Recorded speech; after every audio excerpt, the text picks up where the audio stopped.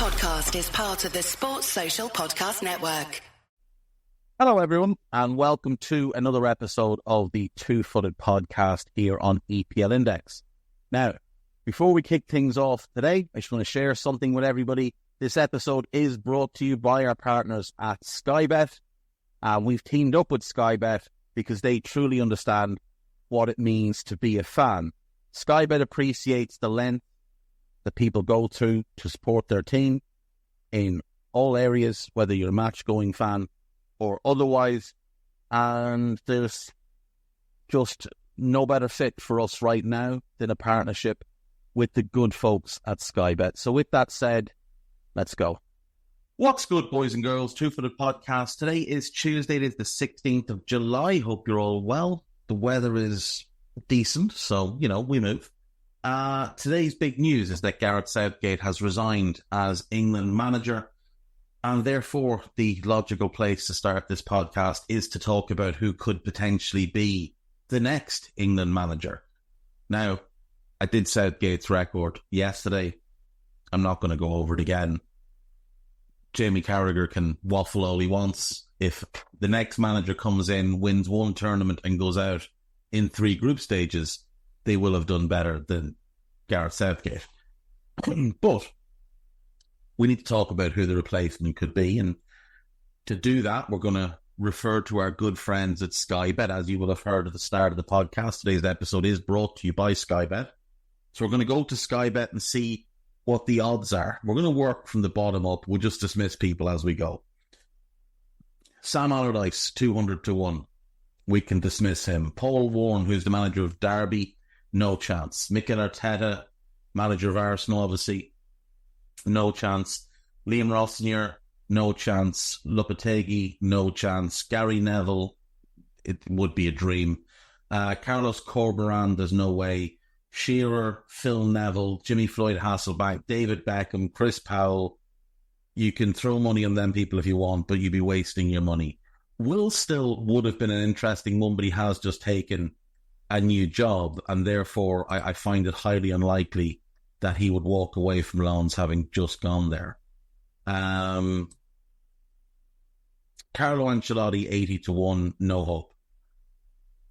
I think if they tried to get Bielsa when he left Leeds, I do actually think that would have been a possibility. At this point, I don't think he'll come back to Europe. I think he's quite happy and content in South America. David Moyes, I don't see taking it. I think Wenger's been too long out of the game. There's no chance Postecoglou will take it. So that's everybody whose odds are worse than 50 to 1. We then have a group of 7 at 50 to 1. Wayne Rooney. Sorry, it might be a group of 8. Wayne Rooney, no chance. He's just taken the Plymouth job. He's not a very good manager. There's no way. Thomas Frank. I really like Thomas Frank. I actually think it would make some sense. But I think England need to go for a more adventurous, attack-minded coach. Now, when Brentford played in the Championship, they did play some lovely attacking football. The more pragmatic approach has really only been a Premier League thing for him. But I just don't think it's a likely outcome. Steve Holland obviously has been Gareth Southgate's assistant. I think there's less than 0 chance he gets the job. Steve Cooper has just taken the job with Leicester, so there's no way he's going to leave this quickly. Again, maybe a month ago, I just don't see it now. He's also Welsh. I don't know if he'd be all that interested. At this point, I think if he was going to go into international football, I know he's managed in the England underage setup before, but I think he'll either stick with the clubs. I think if there was a national team job that was to appeal to him, it would probably be Wales. Serena Weigman, who obviously did tremendous, or has done tremendous work with the Lionesses, no chance. Kieran McKenna, he's just committed his future to Ipswich. I don't think there's any possibility. Emma Hayes, she's just taking over with the US women's national team, so there's no hope there. Brendan Rodgers, it wouldn't surprise me if he threw his name in the ring. I always thought he wouldn't, but at this point, it wouldn't surprise me if he did. I think he's a possibility. I think he's the first possibility. So let's just make a list of these that I think are going to be possibilities. Next up is Sean Dyche. Again, I just don't see any possible chance that it'll be Sean Dyche, largely because of the style of football. I think Sean Dyche is a very, very good manager. I just don't think there's any possibility that the FA would go for him when so many of the complaints about Southgate were based on the style of football. Pep Guardiola, no chance. Not this summer. I think the one international job that he would leave City for right now would be Brazil, if he got offered it. Because I think he's just been fascinated with that for a long time. I can see him managing Spain at some point. And I could see him managing the US men's national team, though not at this juncture. So I'm going to say no on him. I don't think Michael Carrick is ready for the job. I think he's going to be a very good manager. I just don't think he's ready. I think Gerrard is a possibility. I don't think he should be, but I think he is. Gary O'Neill, I don't see. Tuchel is interesting, but I think he'd prefer a club job. Jurgen Klopp, there is no chance, regardless of how many people mention his name. There's just no chance. Lampard is a definite possibility.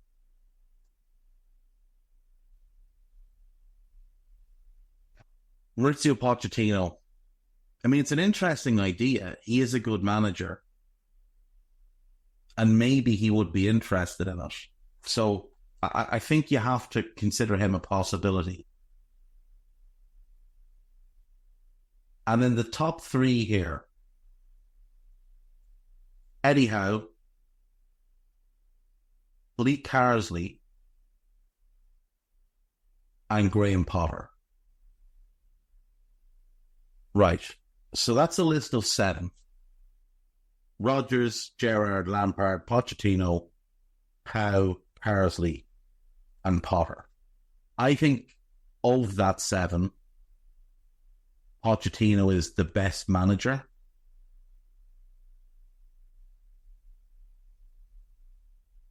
If we look at what he's done in his career as a manager, and obviously, look, he had a very good career, spent largely in Spain with Espanyol, but did have spells at PSG and Bordeaux, and obviously in his homeland with Newell's Old Boys. But he went back to Espanyol to begin his managerial career. Then he took the Southampton job, did very well there, got the Spurs job, did very well there, but didn't win anything. Then he went to PSG. Winning stuff there doesn't really count. And then he got the Chelsea job, and to his credit, he made the best of a very bad situation with a bad ownership group, a structure that is not conducive to building a team and having success. You've got people there playing football manager in real life and have no clue and concept of how to build a team. And that's what he was trying to do. And look, he got them into 6th place against the odds. Now, against the odds is a funny one. Based on where they were for most of the season, I think against the odds. Obviously, based on talent, they should have been a top 4 team. I don't think that job will stand him in good stead, but I do think his overall balance of work, I do think his ability to build teams will help him get consideration if he wants it. I think he is the best manager of the group. Rodgers, then, I don't think he's the second best. We're going to go to him next. Started off with Watford, got sacked, went to Reading, got sacked, went to Swansea and really kind of rebuilt himself there. And earned the Liverpool job, or got the Liverpool job because Liverpool got desperate. He did okay there. He almost won the league because he had Luis Suarez, but he didn't have Luis Suarez. It was a train wreck. He got fired. He went to Celtic. He did really well at Celtic. He went to Leicester. He did okay at Leicester. He bottled top four twice, but he did win the FA Cup. And now he's back at Celtic, and obviously he's winning things. But again, it's quite easy to win up there when you're managing Celtic. He plays an attractive brand of football, which I think will be appealing. He's good with the media, which I think will be appealing. He's got the arrogance to take the job without question. Like, he won't be overawed by the idea of it. So I do think he's a realistic candidate.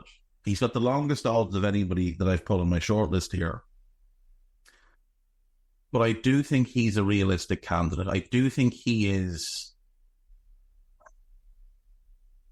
the type that would view that as a job that could propel him and his career. He's never going to win a Premier League title. But if he could get the England job and go and win a European Championship, I think he would view that as, equivalent. So I do think Rodgers is a real candidate for the job, and one that should be considered by the fan base as potential. Gerrard and Lampard, we'll do them together because they've got minimal track records. Gerrard, Rangers, Villa, now Al-Ettifaq, Lampard, Derby, Chelsea, Everton, and then Chelsea again. They would be appointed because of their names, not because of their managerial ability or track records. They would be appointed to appease certain quarters of the fan base. They would be appointed based on the fact that they played for England at a very high level. I think both would have interest in the job.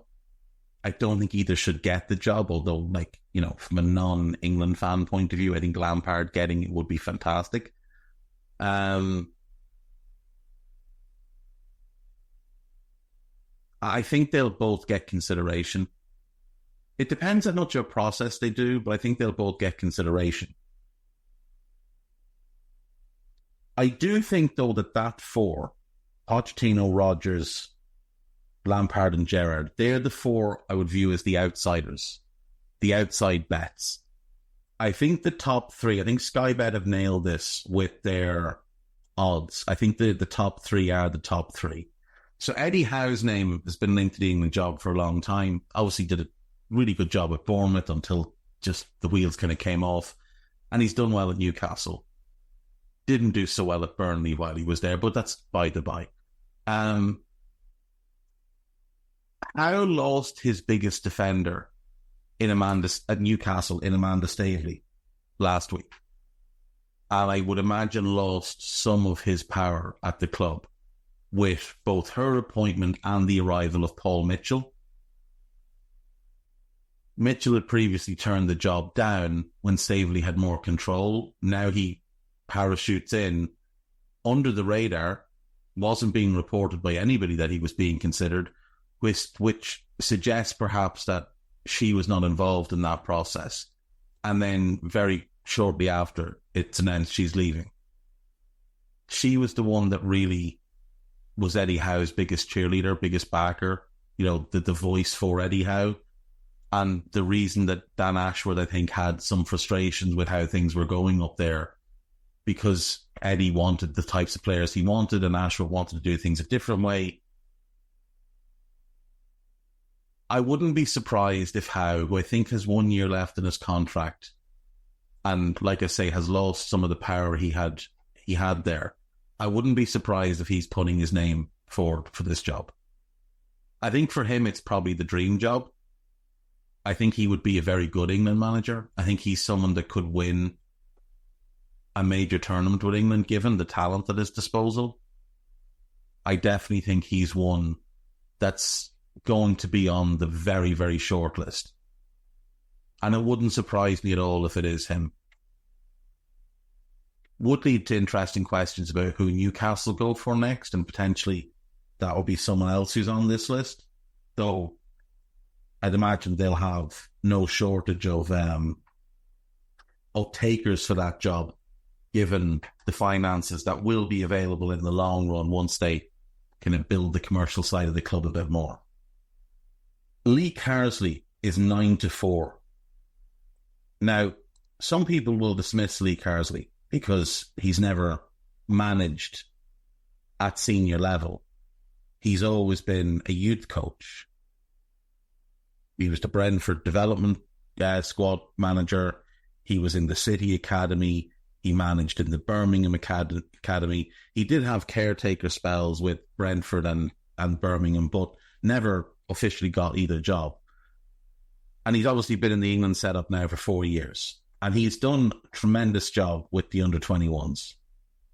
He won the European Under-21 Championship in 2023 with a really attractive brand of football that I think was exactly what a lot of people are crying out for. In 29 games, he's won 23, 1 draw, 5 defeats, a 79.3% win rate, which, you know, is pretty impressive, especially when you factor in the fact that he won a major tournament at under-21 level. Obviously, he replaced Gareth Southgate as 21's manager. Southgate had been gone a while, but Southgate, when he was England under-21 manager, only won 56% of his games. And Carsley has done significantly better and won something. I think Lee Carsley will definitely get interviewed for the job. As long as he wants it, I think Lee Carsley will definitely get interviewed. And the fact that he turned down the Ireland job, having obviously played for Ireland despite being English-born, I do wonder if he just had one eye on the England job and was thinking, well, I might just hold off here. The Ireland job will come back up if I want it. The England job might only come up once for me, so I'm going to hold off and potentially that's the job I'll get. And then lastly, Graham Potter, who's 7-4 with Sky Bet. I think he might have already been offered the job. I'm not certain on that at all. It's just a feeling. When you look at the fact that he turned down multiple jobs, multiple good jobs as well, like he turned down Ajax and Feyenoord and Leicester, and I think one other job this summer. It does sort of, it hints at one of two things. Either, number one, he's just happy to sit at home while Chelsea pay him millions, because Chelsea are going to pay him out his whole contract of 6 years, I believe, despite the fact he lasted 9 months because he was smart and got his guaranteed deal. Or he thinks he's going to get this job.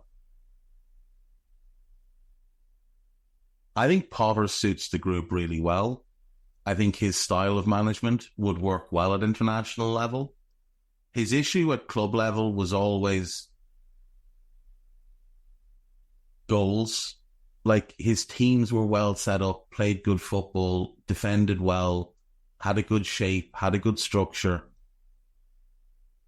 good patterns, but they couldn't score goals. That won't be an issue with England. Like, when he was at Leicester, Danny Welbeck was the 9, or at Brighton rather, Danny Welbeck was the 9. When he was at Chelsea, they didn't really have a 9.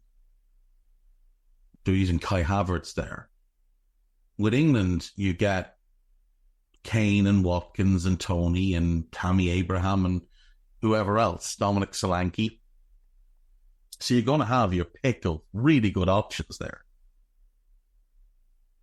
I think Potter would do brilliantly with England, and I think he would win an international tournament with them. I think he and Howe are the two I would be most confident in seeing them walk in and have success and win an international tournament. Carsley, I just don't know, because he hasn't managed at senior level, so it can be different. How do players react to him? Potter and Howe, they will walk in with the respect of the players, I think, already. Certain level of gravitas with the two of them. I think if Howe gets it, it wouldn't surprise me if Potter got the Newcastle job. But I think Graham Potter will get it. Right now, I think Graham Potter will get it. I think that's the likely outcome, and I think it will be the right outcome as well. I think when you look at his managerial career and the way he's gone about it, I just think Potter, I think his story works. And I think what the FA will be looking for in a manager in terms of how he deals with the media, how he is with players, how he's regarded as a coach. I think Graham Potter, Eddie Howe's a little more abrasive and potentially a little bit more demanding, and I think from a salary point of view would be a little bit more expensive. Whereas I think Potter would tick a couple more boxes in that regard. And I think, Potter went to Sweden and spent 7 years dragging a club from the lower regions of Swedish football to the top flight and into Europe. I think that type of footballing education will lend itself well to the England job, which is incredibly high pressure. And it always seems like with England, there's always another drama around the corner. And I think he's better suited to dealing with that, given what he went through in his career, than Potter would be, other than Howe would be, rather. I think Howe's I know he took Bournemouth from the bottom up, but as in English football, you got a rich owner, the owner funded it, grand, goes to Newcastle, rich owner funds it, grand. He's never really had to scrimp and save and pinch the pennies or maximise from a limited group, He's never been expected to win with a limited group. He always had everything he needed, whereas Potter didn't. I think Potter makes more sense. And I think Graham Potter should be the next England manager. I'll be back after the break. Right, welcome back. So I should just point out that one thing that might go in Lee Carsley's favour is what we've just seen with Spain, with De La Fuente, who was the under-19 and under-21 manager before getting the senior job. And maybe England look at the same blueprint. He has worked with a lot of the England squad at under-21 level. So he would have a lot of trust with those players. Less so, obviously, with the likes of Kane, but they're just the now, they're not the future. That could be interesting. That could really go in his favour. And like I say, he does play a really attractive brand of football that I think is exactly what England fans want their team to look like. So maybe just factor that in as well. Sticking with our Sky Bet theme for today, we are going to focus on one of the promoted clubs, Leicester City, who won the championship last year under Enzo Maresca, having been relegated the previous season. Firstly, Brendan Rodgers, and then Dean Smith obviously came in as manager till the end of the season, but I think he had hoped he would stay on, but he was unable to keep them up. But they decided to go with Maresca, and it was a bold move because he didn't have a ton of managerial experience. He managed briefly at Parma. It didn't go well. He'd worked at Man City in their academy, and then he was Pep's assistant. So Leicester gave him his opportunity, and to be fair, it went very well. Last summer, they had quite a lot of upheaval with players leaving, players that were Premier League caliber players whose contracts had been allowed to reach the last 12 months because Brendan Rodgers did a poor job managing the squad. James Maddison was sold. Timothy Castagne was sold. Harvey Barnes was sold. We saw Johnny Evans leave, and then Palis Mendy leave, Ayoze Perez leave, Kagba Seonchu leave. These were Yuri Tielemans, all out of contract. And then, like I say, Castagne, Maddison and Barnes, I think were either 12 or 24 months left and didn't want to drop into the championship. They brought in Harry Winks, Connor Cody, Mads Hermansson to solve their goalkeeping issues, Steffi Mavididi and Tom Cannon. They also loaned in Callum Doyle, Cesare Caicedo, and then Yunus Agkun and Abdul Fatawa as well arrived. So they began by winning 4 in a row in the league and looking very comfortable under the new manager. They beat Coventry, beat Huddersfield, beat Cardiff and beat Rotherham. and then they lost at home to Hull. And they bounced back from that by winning 9 in a row. So you're looking at 13 wins in the first 14 games. Beat Southampton away heavily, and that was the day you kind of thought, oh, these are just going up. There's no doubt these are going up. They went to Norwich and won comfortably. They beat Bristol. They went to Blackburn and won comfortably. They beat Preston, Stoke, Swansea, Sunderland and QPR. And they looked like they were going to just walk through the league. They were top. It wasn't a thing like it was looking like it was going to be close. Then they did lose at home to Leeds and away to Middlesbrough. But then they rattle off another unbeaten run. They beat Watford, draw with Sheffield Wednesday, win 5 in a row, beating West Brom, Plymouth, Millwall, Birmingham and Rotherham, draw with Ipswich, and then beat Cardiff and Huddersfield. Then they lose away to Coventry. Mark Robbins, to his credit, did really well against Moraska's team last year. They draw at home with Ipswich, and then they win 4 in a row again. They beat Swansea, hammer Stoke away, beat Watford and beat Sheffield Wednesday. At this point, it just looks over. They had, I think, a 12-point lead. But then the wheels came off a bit. They lose 3 in a row. They lose home to Middlesbrough, away to Leeds, and home to QPR. They go and win at Sunderland, but they draw away to Hull and lose away to Bristol City. They beat Norwich and Birmingham at home, but then they lose away to Millwall and Plymouth. And it looks like they might actually lose out on an automatic playoffs or an automatic promotion spot. But luckily for them, both Ipswich and Leeds had wobbles at this point as well. We'll talk about them on other days. So they were able to turn things around and win 3 in a row, beating West Brom, hammering Southampton, and beating Preston and securing not only automatic promotion but also the league title. So it meant that their defeat away to at home to Blackburn on the final day was irrelevant. The players were clearly steaming. They'd been out and had nothing to play for. In the end, they win the league by a point, but the more notable thing is they go up 7 points ahead of Leeds and with a better goal difference. So really 8 points ahead of Leeds, who'd come down with them and like them had, a lot of moving parts, but looked like they would run through the league. I think Leicester overall were definitely the best team in the division. Defensively, they were pretty strong. They were fun going forward. They scored a lot of goals, 89, second in the division. They won the most games in the division with 31. They did absolutely deserve to go up. And they looked a really good team at times. Now, if we look at who was playing, Harry Winks, 45 starts, Hermansen, 44 in goal. Wout Faes was 42 starts at centre-back. Him and Yannick Vestergaard formed a centre-back pairing that really did work well in the Championship, with James Justin at left-back and Ricardo Pereira at right-back. Mavididi was ever-present, 42 starts, 46 appearances in the forward line. Dewsbury Hall played 44 times. So him and Winks, 2/3 of that midfield, really did function very well.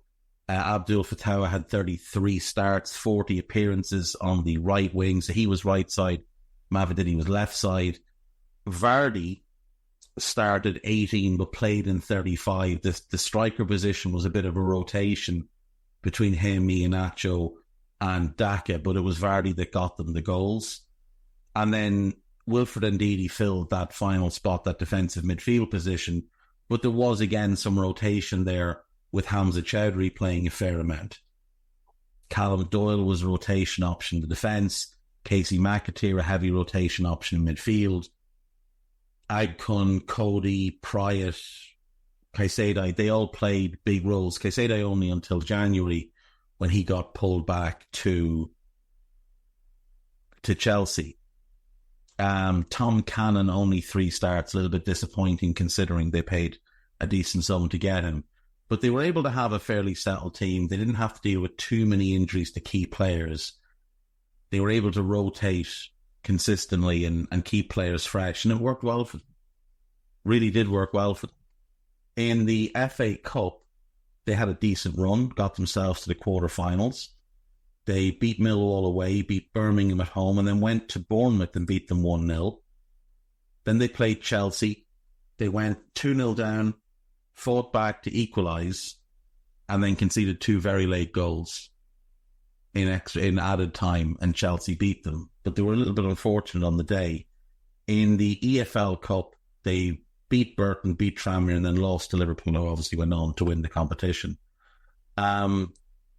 I think it's a good Leicester team, but we know coming into the season there's a lot of change. So Mark Albrighton is gone, Iheanacho is gone, Pryor is gone, but the big loss is Dewsbury Hall, sold to Chelsea, who, by the way, also took the manager. The Chelsea having decided to part ways with Pochettino, bring in Maresca, and leave Leicester in an awkward situation, having just been promoted and lost their manager. But I think they've done well with who they've got. They've brought in Steve Cooper, who did a brilliant job with Swansea and did a brilliant job with Forest. And I know he got fired by Forest last year, but Nuno didn't do any better than him when he took over. Cooper would have kept them up. I just think Forest is a bit of a zoo, to be honest. I think Leicester's a calmer environment. I think it'll suit Steve Cooper a lot more. I think he'll work well there. I think there's players there that will suit how he wants to play. I think they will need to make some more additions. They've already brought in 3 new players, and they've made the Fatua deal permanent. Bobby D. Cordova-Reid in on a free. A young Michael Golding in from Chelsea for $5 million, a central midfielder. He's highly regarded. He's been capped at under 16, under 17 and under 18 level for England. He's played once for Chelsea senior team in an FA Cup game last season. Whether or not he sees much time on the pitch, I don't know. I do really like the signing of Okoli from Atalanta. He was on loan at Frosinone last year. He had loans with Spal and Cremonese the seasons before. Only 23, 6'3", dominant in the air, quick, aggressive, good on the ball. I think he's a good signing for them, and they've paid $13 million for him. But I still think there's work to do. I still think there is work to do. Goalkeeper-wise, I assume they'll just stick with Hermansen. And then you've got Everson and Danny Ward in terms of depth. Defensively, James Justin's excellent if he can stay fit. But keeping him fit is the issue. He's had a torn ACL, he's had a torn Achilles, he's had some other issues. But he's really good. Ricardo Pereira is a solid right back. If they're your 2 starting fullbacks, you're in a pretty good position. They've also got Luke Thomas back, who I think is a very good left back. So him and Justin at left back boxes that off and you're pretty set. Justin can also play right back, but it might be... Actually, to be fair, they're getting Christiansen back as well. So maybe they just look at Christiansen and Thomas and they're the left backs and Pereira and Justin are the right backs. And if so, I think that's a really good group. I really do. I think Christiansen's very, very good. I just think they need to give him a proper opportunity. I thought he was good last year on loan with Bologna. I think they need to give him an opportunity. And if they do, I think he can do well there. So if it's him and Luke Thomas as the left backs, Justin and Pereira as the right backs, that's good. Centre back, you've got a Coley coming in. You've got young Ben Nelson. You've got Vestergaard, who isn't good enough for the Premier League. You've got Faze, who isn't good enough for the Premier League. You've got Suter, who I don't think is good enough for the Premier League. And you've got Cody, who's no longer good enough for the Premier League. I think they need to invest in another centre-back. I think you want to look to sell Connor Cody and maybe sell Yannick Vestergaard or Harry Suter. It might be easier to sell Vestergaard.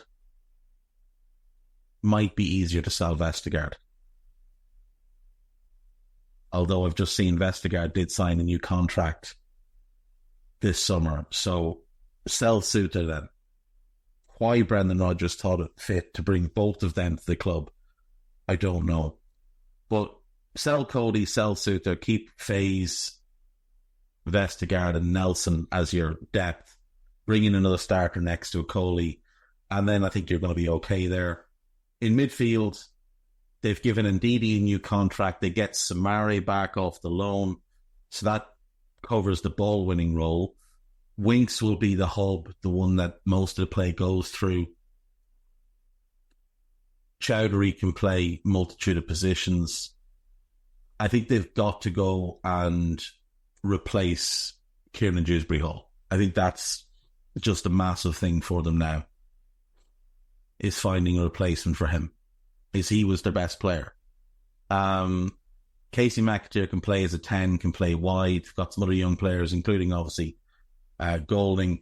In attack, I like what they've got on the wings in Mavididi and Fatua. I think I'd probably look to sell Pats and Daka. I'd look to buy a number 9 for sure. And you have Vardy and Cannon as the depth behind. Might be worth looking to bring in another winger. Di Cordova can cover both sides, but it might just be worth looking at one more winger. So striker, starting striker, depth winger, starting 10, starting centre-back, 3 starters and 1 depth piece. And they should be in pretty good shape. The one thing they shouldn't do is go and loan a bunch of players in. If you're going to loan in no more than 2. Buy the other 2. Buy a centre-back, buy a striker. If you have to loan an attacking midfielder, fair enough. And you can loan in a winger from all over the place. But I don't think they need a massive amount. I think they've got a good enough base, a good enough manager, that I think Leicester will be fine, and I think they will stay up. I genuinely think they will stay up. I'm going to go to another break, back after this. Right, welcome back. Short show today. We're just going to do the gossip. But before we get to the gossip, we do have to react to the Euros team of the tournament, which has been announced. Mike Maignan is the goalkeeper. I think that's fair enough. I think he had a pretty good tournament. Kyle Walker is the right back. He had a dreadful tournament. Absolutely dreadful. And yet, there he is in the team. He was at fault for 4 goals. Now, if you were to argue that he was in on behalf of Switzerland or Slovakia or Spain, I could see it, but not for his performances for England. The centre-backs are Akanji and Saliba. Don't really mind Akanji, though he did have an embarrassing penalty miss. But how could you pick Saliba? He made 2 massive errors that Kante and Theo Hernandez had to bail him out of. And then he was at fault for the second Spanish goal and didn't cover himself in glory for the first one either. It's a laughable pick. Marc Cucurella is the left back. That's fair enough. The midfield is Rodri and Ruiz. And then the attacking players, they've gone Dani Olmo, sort of an attacking midfielder, Lamine Yamal, Jamal Musiala, and Nico Williams. And I don't have an issue with any of that. Don't have an issue with any of the midfielder attack. But Kyle Walker and William Saliba, they are laughable inclusions. Absolutely laughable inclusions. And the Walker one in particular, like Saliba, because he got away with his mistakes, people tend to ignore those things, which is why he's so highly rated in the Premier League, because he gets away with a lot of the mistakes he makes. But Walker didn't get away with his mistakes, was actively at fault for 4 goals. Saliba was only at fault for 1. That is just nonsensical. Right, on to the gossip then. Newcastle boss Eddie Howe is said to be one of the leading candidates to replace Gareth Southgate. Steven Gerrard and Frank Lampard are also possible contenders. Manchester United have asked about Germany defender Jonathan Tah, with Bayern Munich failing to reach an agreement with Bayer Leverkusen to sign the 28-year-old. United should sign Tah. They should. Galatasaray are in talks to sign Scott McTominay. I don't see Scott McTominay going to Turkey. I really don't. I think there'll be Premier League clubs that will want him. Liverpool and Atletico Madrid are interested in Mohamed Simican. Spain striker Alvaro Morata is set to join AC Milan on a 4-year deal from Atletico Madrid. That's some career he's had. For someone that's never been an elite number 9, like, he does a lot of things very well. But Real Madrid, Juventus, Real Madrid, Chelsea, Atletico Madrid, Juventus, Atletico Madrid, AC Milan. That's quite the career. That really is quite the career. And 80 caps for Spain, including being captain for the Euros. Manchester City are in advanced talks to sign Dani Olmo. Bayern Munich are also interested in Olmo. And I think if the Xavi Simons deal doesn't come off, apparently that's the one they're looking for. That could be interesting. I do think they need pace, though. Like, Olise, Olmo, Musiala is really exciting, but I feel like it would be better with Olise, Musiala, and a really pacey left winger, or a really pacey right winger, Olise is the 10 and Musiala off the left. Mikel Moreno is one of the options Barcelona are considering for the midfield, with the 28-year-old having just 1 year left on his Real Sociedad contract. Arsenal are also planning a move for Moreno, who had a spell at Newcastle. That's Sam Dean, who's fairly reliable, so that there could be some truth in that. Newcastle are set to rival Everton in the race to sign Wilfred Gnonto. That could make sense. Gnonto would be a good addition for them on the right-hand side. Pierre-Emerick Aubameyang is close to joining Saudi club Al Qadsiya. That's the club that Nacho has gone to. Southampton have agreed a deal worth up to 18 million to sign Flynn Downs from West Ham. I think that's a little bit of an overpay, but he was absolutely vital to them last season in getting them promoted back into the Premier League while they're on loan. West Ham paid 12 million for him 2 years ago. Yeah, I mean, fair enough. I think it is a bit of an overpay, but he is a good player, and he was vital to them last season. And there we go. That's it, folks. That's all I have for today. I will see you all tomorrow. Take care. Bye-bye. Sports Social Podcast Network.